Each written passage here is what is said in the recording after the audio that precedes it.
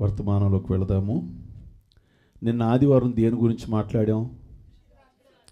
పక్షిరాజు గ్రద్ద గురించి మాట్లాడాం. అంతకుముందు ఆదివారము పావురం గురించి మాట్లాడాం. ఈరోజు కూడా ఏదో ఒక పక్షి గురించి మాట్లాడితే బాగుంటుందిగా. సరే, లూకా సువార్త 12వ అధ్యాయము 24వ వచనాన్ని చదువుకుందాం. కాకుల సంగతి విచారించి చూడుడి, అవి విత్తవు కోయవు, వాటికి గరిసెలేదు, కొట్టు లేదు, అయినను దేవుడు వాటిని పోషించుచున్నాడు. మీరు పక్షుల కంటే ఎంతో శ్రేష్ఠులు. చాలండి. ఇక్కడ చదవబడిన మాట కాకుల గురించి మీరు కాస్త ఏం చేయాలి అంటే విచారించండి, మాట్లాడండి, కొద్దిగా ఆలోచించండి అనే మాటలు మనము ఆలోచిద్దాం. కాకి దాదాపుగా 7-8 సంవత్సరాలు బ్రతుకుద్ది. 7-8 సంవత్సరాలు బ్రతుకుద్ది. నిన్న మాట్లాడుకున్న పక్షిరాజు అయితే 75 ఏళ్ళు 100 ఏళ్ళు బ్రతికిన కూడా ఉన్నాయి పక్షిరాజు గ్రద్ద. ఇది దాదాపుగా 7-8 సంవత్సరాలు బ్రతుకుద్ది. అయితే ఇది మార్చి నెల ఏప్రిల్ నెలలో గుడ్లు పెట్టుద్ది కాకి అనేది. దాని బ్లూ రంగు గ్రీన్ రంగుల్లో దాని గుడ్లు ఉంటాయి. దాని రెక్కలు విప్పింది అంటే, కాకి రెక్కలు విప్పింది అంటే 100 సెంటీమీటర్లు ఉంటుంది. దాని పొడవు 63 సెంటీమీటర్లు ఉంటుంది. రెక్కలు విప్పితే 100 సెంటీమీటర్లు ఉంటుంది. ప్రియ దేవుని బిడ్డలారా, ఈ కాకులు ఎత్తైన చెట్ల మీద లేదా ఎత్తైన ఇళ్లపైన అవి నివాసం చేస్తూ ఉంటాయి. కాకులు ఒకటే కాదు, కాకుల్లో రకాలు ఉంటాయి.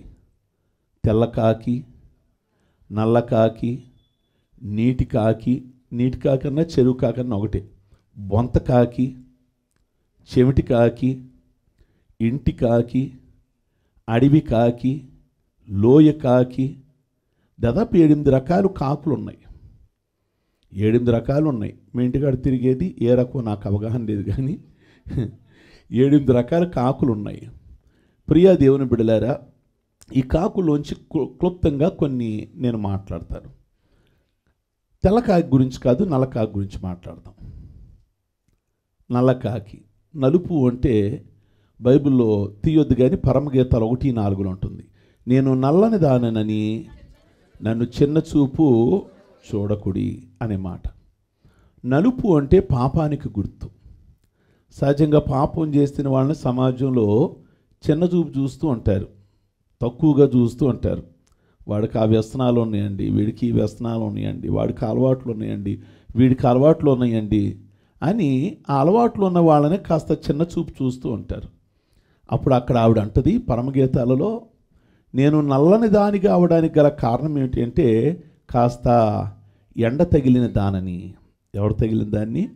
కాస్త ఎండ తగిలిన దానిని. ఈ పాపిగా అవడానికి గల కారణం ఏంటంటే కాస్త ఈ వ్యక్తికి కూడా ఎండ తగిలింది. కైనీలు, గుట్కాలు, తాగుడు, బ్రాందీ అవి తగిలి అతను ఆ విధంగా అయ్యాడు. ప్రియ దేవుని బిడ్డలారా, కాకి ఏ విధంగా నలుపో మనిషి కూడా చాలా విషయాలలో ఎలా ఉన్నాడు అంటే పాపిలాగానే జీవిస్తున్నాడు. రెండోది, కాకిలో ఉన్నటువంటి స్వభావం ఏమిటి అంటే కాకి బుద్ధి దొంగ బుద్ధి. కాకి తీసుకోవడమే తప్ప ఇవ్వడం తెలియదు కాకి. మీరు కాకి గురించి చూస్తే ఇదివరకు రోజుల్లో పిల్లలు ఏదైనా బిస్కెట్ పెట్టుకున్నా ఇప్పుడు ఆ వాతావరణం ఎక్కడ కనబడతలేదు అనుకుంటా. కావు కావమంటాం, ఆ పిల్లల చేతుల్లో బిస్కెట్ ఎత్తుకెళ్ళిపోవటం. రెండోది, మనం అంట్లు తోముదామని ఇదివరకు షింకులు లేవు కదా, ఇళ్లలో కాదు కదా, బయట వేసేవాళ్ళు. ఆ గిన్నెని ఆ స్పూన్ని తీసుకెళ్ళి ఎవరో ఇంటి మీద పెట్టుద్ది. దానికి ఎంతసేపు ఒక్క మంచి బుద్ధి లేదు కాకి. ఒక మంచి బుద్ధి లేదు, దాని బుద్ధే దొంగ బుద్ధి. ఆ బిస్కెట్ తీసుకెళ్ళిపోతుంది. ఈ మధ్య ఫోన్లు కూడా తీసుకెళ్ళిపోతున్నాయి అంట. ఎవరిని మాట్లాడుకుంటే ఫోన్ అక్కడ పడితే ఫోన్లు కూడా, అమ్మో చూడండి, ఫోన్ కూడా పట్టుకెళ్ళిపోతుంది కాకి. ఇక దానికి ఏంటి, నాకు ఉపయోగపడుద్దా, ఎవరికన్నా కాల్ చేద్దామన్నా దానికి ఉపయోగపడుతుంది. అవతల కాకి కూడా ఫోన్ ఉండాలి కదా. కనుక దానికి ఉపయోగపడదు. కానీ మనం దొంగతనం చేసామా లేదా? ఈ రోజున కొన్ని సందర్భాల్లో మన స్వభావం కూడా కాకి బుద్ధిలాగానే ఉంటుంది. ఎందుకు దొంగ బుద్ధి ఉంటుంది అంటే చూద్దాం. చూడండి, బైబిల్ గ్రంథంలో 1 కొరింథీయుల పత్రిక 6వ అధ్యాయము 9-10 వచనాలు చూద్దాము. అన్యాయస్తులు దేవుని రాజ్యమునకు వారసులు కానేరని మీకు తెలియదా? మోసపోకుడి, జారులైనను, విగ్రహారాధకులైనను, వ్యభిచారులైనను, ఆడంగితనము గలవారైనను, పురుష సంయోగులైనను, దొంగలైనను. చాలండి. ఎవరట? దొంగలైనా కానీ దేవుని రాజ్యానికి వెళ్ళరు. కాకి స్వభావము ఎలాంటిది అంటే దొంగ స్వభావం కలిగింది కాకి. ప్రియ దేవుని బిడ్డలారా, పరలోక రాజ్యానికి వెళ్ళనోళ్ళు లిస్ట్ ఇచ్చారు అక్కడ. ఆ లిస్టులో కాకి స్వభావం ఎవరికైతే ఉందో దొంగతనము అనగా చాలామంది కావాలని దొంగతనం చేయరు, కానీ అది సరదాతో చేసేవాళ్ళు ఉన్నారు చాలామంది. ఎక్కడైతే ఆఫీసులో జాబ్ చేస్తున్నారో అవి జోబులు వేసుకొచ్చేయటం, ఆ పెన్ను ఏదోటు. అంటే వాళ్ళ ఇంట్లో పెన్ను లేదా అంటే పెన్ను ఉంది, కానీ వాళ్ళకి ఇది ఒక హ్యాబిట్ అనమాట, ఒక అలవాటు.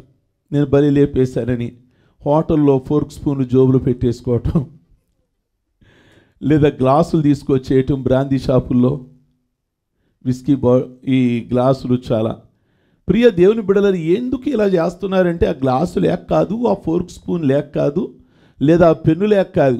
ఆఫీసులో దొంగతనం చేశానా లేదా, నేను తీసుకొచ్చానా లేదా. ఊరికే ఎందుకు పోనివ్వాలి? ఊరికే దొరికితే పెనాలైనా డ్రింక్ చేస్తారని. కనుక ప్రియ దేవుని బిడ్డలారా, దొంగతనం అనేది దేవుని రాజ్యానికి వెళ్ళరు. కాకి బుద్ధి, దొంగ బుద్ధి ఎప్పుడు కూడా ఏమెత్తుకెళ్ళిపోదాం, ఎలాగుందామని. ఈరోజు దేవుణ్ణి ఎరిగిన వారు పరలోక రాజ్యానికి వెళ్ళాలి అంటే దొంగ స్వభావం ఉన్నట్లయితే, దొంగ పనులు ఉన్నట్లయితే వాళ్ళు దేవుని రాజ్యానికి వెళ్ళరు. బైబిల్లో ప్రభు అంటాడు, మలాకీ గ్రంథము 3వ అధ్యాయము 8వ వచనం చూద్దాం. చూడండి, మానవుడు దేవుని యొద్ద దొంగిలిన అయితే మీరు నా యొద్ద దొంగిలితిరి, దేని విషయంలో మేము నీ యొద్ద దొంగిలితిమని మీరందరూ. చాలండి. ఈ మాటలు మనం గమనిస్తే ప్రభు మాట్లాడుతున్నాడు. మీరు నా దగ్గరే దొంగిలిస్తున్నారు. దేవుడి దగ్గర ఎలా దొంగతనం చేయగలం? ఇప్పుడు ఒక ముఖ్యమంత్రి వచ్చాడు, సామాన్యుల దగ్గర దొంగతనం చేయవచ్చు. లైట్గా ఆ పరుసు కొట్టేయచ్చు కత్తిరితో కట్ చేసి. ఒక సీఎం వచ్చాడు, ఆయన దగ్గర దొంగతనం చేయండి. ఎందుకని చేయలేం? చుట్టూరు సెక్యూరిటీ ఉంటుంది, ఎస్కార్ట్ ఉంటుంది. వాళ్ళని దాటి మనం ముందుకెళ్ళి దొంగతనం చేసేది లేదు. సీఎం దగ్గర దొంగతనం చేయలేకపోతున్నాం, పిఎం దగ్గర దొంగతనం చేయలేకపోతున్నాం. కానీ ఎవరి దగ్గర దొంగతనం చేస్తామో తెలుసా? దేవుని దగ్గర దొంగతనం చేస్తున్నాం. వీళ్ళ దగ్గర దొంగతనం చేయడానికి భయపడుతున్నాం, సీఎం దగ్గర, పిఎం దగ్గర. కానీ డైరెక్ట్గా దేవుడి జేబుని మనం కట్ చేయిస్తున్నాం. నా దగ్గర మీరు దొంగిలితిరి. ఏ విషయంలో దొంగతనం చేస్తాం? మళ్ళీ మీరు నన్ను ప్రశ్నించడం ప్రభు అంటున్నాడు. కనుక మీ 10వ భాగం ఉందే, మీ రాబడి అంతట్లో ఆ 10వ భాగాన్ని మీరు దొంగతనం చేస్తున్నారు. అంటే ఎవరైతే దేవునికి ఎవరో ఆ 10వ భాగాన్ని, వారందరూ కూడా బైబిల్ ఏం చెప్తుంది అంటే దొంగలే. దొంగలు ఎక్కడికి వెళ్ళరట? పరలోక రాజ్యానికి వెళ్ళరు. ఇందాక లిస్ట్ చూశారు కదా, దొంగలు, వ్యభిచారం చేయువారు, విగ్రహారాధికులు, ఇలాంటి వాళ్ళందరూ కూడా పరలోక రాజ్యానికి వెళ్ళరు. ఇప్పుడు ఈ వాక్యాన్ని వింటున్న మీరేమనుకున్నారు అంటే, మేము దొంగలం ఎక్కడెక్కడండి? ఎక్కడ మా చిన్నప్పటి నుంచి మేము దొంగతనం అనేది చేయలే, ఏ వస్తువులు కానీ ఎక్కడా కానీ. ఓకే, మీరు చేయకపోతే మంచిదే, కానీ ఇక్కడికి వచ్చిన తర్వాత దొంగలుగా అయ్యారుగా. ఎక్కడికి వచ్చిన తర్వాత దేవుని మీద ప్రభు స్పష్టంగా చెప్తున్నారుగా, నా దగ్గర మీరు దొంగిలితిరి అని నేను అడిగితే మీరు నన్నేమంటున్నారు అంటే, ఏ విషయంలో దొంగతనం చేశాం మేము అని మీరు నన్ను అడుగుతున్నారు. ప్రభు అంటాడప్పుడు, ఏ విషయంలో దొంగతనం చేశారు అంటే, మీ రాబడి అంతట్లో కూడా 10వ భాగమును మీరు దొంగతనం చేస్తూనే ఉన్నారు. ప్రియ దేవుని బిడ్డలారా, కనుక కాకి అనగానే దొంగదది.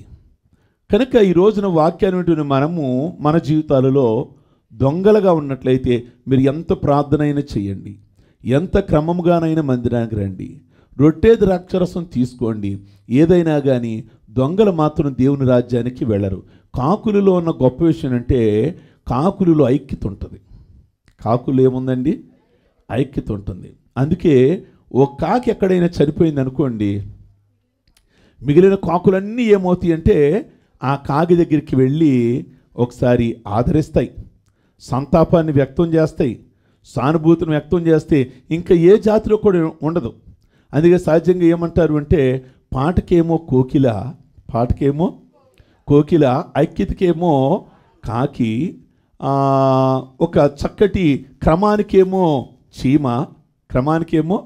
చీమ, కక్షలకి కార్పుణ్యాలకేమో క్రైస్తవులు అని పేరుంది.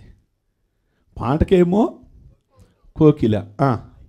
ఐక్యత విషయానికి వస్తే కాకులు చాలా ఐక్యంగా ఉంటాయి. క్రమశిక్షణ విషయానికి వస్తే చీమ. ఒకరికి పడనోళ్ళు ఎవరున్నారు సమాజంలో అంటే క్రైస్తవులు. కాకులు ఉన్న ఐక్యత గురించి మనం ఆలోచిస్తే నిజంగా అది ఒకటి మాత్రం బాగుంటుంది. కాకుల్లో చాలా చక్కటి ఐక్యతగా ఉంటుంది. ఎక్కడైనా ఆహారం దొరికింది అనుకోండి, అన్ని కాకులు వెళ్ళిపోతాయి, కుక్క దగ్గర లేదు. ఒక ఇస్త్రాకు పడేసింది అనుకోండి, ఈ కుక్క తిండంటే అవతల కుక్క అవతలకు లాగేస్తుంది. కుక్క ఇస్త్రాకులు మొత్తం అది తిందో, వేరే కుక్కని తినేది. కాకులు అలా కాదు. దానికి ఉన్న ఐక్యత. ప్రియ దేవుని బిడ్డలారా, ముగ్గురికి దేవుడు కనబడ్డాడంట ఒకరోజు. ముగ్గురు దేవుని కనబడి ఏం కావాలో కోరుకోమన్నాడట. అప్పుడు ఒక ఆయన అన్నాడట, ప్రభువా నేను అమెరికా వెళ్ళాలి జాబ్ పరంగా, తదాస్తు. రెండో వాడికి దేవుడు కనబడ్డాడట, నీకేం కావాలి? నేను ఆస్ట్రేలియా వెళ్ళాలి, తదాస్తు. మన భారతీయులు అందరూ వాళ్ళు. ఇప్పుడు ఆ మూడో వాడికి దేవుడు కనబడ్డాడట, నీకేం కావాలని? ఆ వెళ్ళిన ఇద్దరు వెనక్కి వచ్చేయాలి. వెళ్ళిన ఇద్దరు వెనక్కి వచ్చేయాలి. ఆడ అమెరికాలో ఉండటం నాకు ఇష్టం కాదు, ఆడ ఆస్ట్రేలియాలో ఉండటం నాకు ఇష్టం కాదు, వాళ్ళు ఎదగటం నాకు ఇష్టం కాదు, వచ్చేయాలి. దేవుడు వాళ్ళిద్దరు ప్రార్థన అన్నాడు. మూడో వాడు కూడదు, ఎందుకు అనకూడదని ఇని వాళ్ళు వెళ్ళిన వాళ్ళని. అది మన ఐక్యత అలా ఉంటుంది. కానీ కాకులలో ఏముంటుంది అంటే చక్కటి ఐక్యతగా ఉంటాయి. కాకులు ఒకవేళ మీరు ఏదన్నా కాకి హాని చేశారనుకోండి, కాకులన్నీ ఏమవుతాయి అంటే కారాడతాయి. ఆ మనిషి చుట్టూరు కూడా కారాడతాయి. మన 50-70 కాకులు మొత్తం ఇప్పటికీ అంతే కదా. ఏదైనా ఒక కాకి చనిపోయింది అంటే అన్ని కాకులు వాలిపోతాయి. ఒకవేళ ఒక కాకి ఆహారం దొరికింది అనుకోండి, అన్ని కాకులకి ఆహారం ఉందని తీసుకొస్తాయి. కానీ దానిలో ఉన్న యూనిటీ, దానిలో ఉన్న ఐక్యత నిజంగా మనం నేర్చుకోవాలి. క్రైస్తవులకి ఈ యొక్క ఐక్యత లేదు ఈ రోజున. ప్రియ దేవుని బిడ్డలారా, కాకులు స్నానం చేస్తాయి. చెరువులోకి వెళ్ళి అన్నీ కలిసి ఏం చేస్తాయి అంటే స్నానం చేస్తాయి. మురికంటినప్పుడల్లా స్నానం చేస్తాయి. కాకులు స్నానం చేస్తాయి, చక్కగా స్నానం చేస్తాయి. అంటే మురికి అంటమని కాదు, మళ్ళా మురికి అంటుద్ది. ఈ రోజున ఎప్పటికప్పుడు మనం ఏమవ్వాలంటే రక్షణ పొందిన మనము ఏదైనా అంటినట్లయితే వెంటనే వదిలించుకోవాలి, వెంటనే కడుక్కోవాలి, మళ్ళా శుద్ధీకరించబడాలి. అది నేర్చుకోవాలి కాకుల్లో. ప్రియ దేవుని బిడ్డలారా, కాకి ఆహారం ముందు చూసారా? కాకి ఆహారం అది మాలిన్యం, కరెక్ట్గా ఉండదు దాని ఫుడ్. ఏమిటి ఆ ఫుడ్ అంటే చనిపోయిన కలేబరాలు, చచ్చిపోయినాయి, పుచ్చిపోయినాయి. ఏ కలేబరం మీద ఆ ఫోటో కూడా పెట్టినట్టున్నారు చూడండి. ఈ దేని మీద ఉండి భోజనం చేద్దామా అన్నట్టుగా ఉండేది.